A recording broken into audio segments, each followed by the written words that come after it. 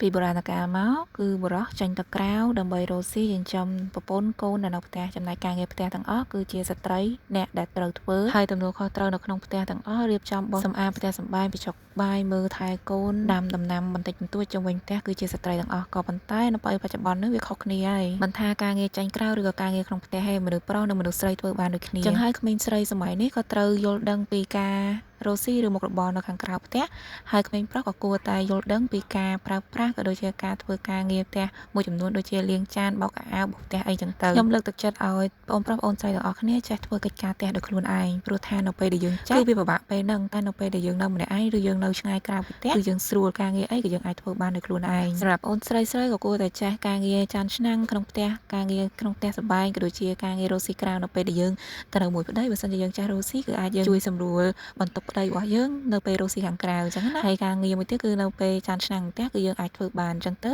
ខាងប្រុសគេមិនអាចថាអីឲ្យយើងបានទេព្រោះថាការងារក្រៅផ្ទះក៏យើងចេះខាងក្នុងក៏យើងចេះហើយចំណែកក្មេងប្រុសវិញរឹតតែត្រូវតែចេះថែមទៅទៀតដោយសារតែយើងចង់បានមនុស្សស្រីដែលល្អចេះការងារក្នុងចេះការងារក្រៅអញ្ចឹងក៏តើតែយើងចេះធ្វើទាំងក្នុងទាំងក្រៅដូចគ្នាបើសិនជាយើងអត់ចេះធ្វើអីសោះយើងចេះតែការងារក្រៅហើយយើងអត់ចេះការងារក្នុងពេលខ្លះយើងមកដាក់បន្ទុកឲ្យប្រពន្ធអានឹងក៏អត់បានដែរគ្រួសារមានសុភមង្គលតើយើងចេះជួយគ្នាទៅវិញទៅមកទៅបាន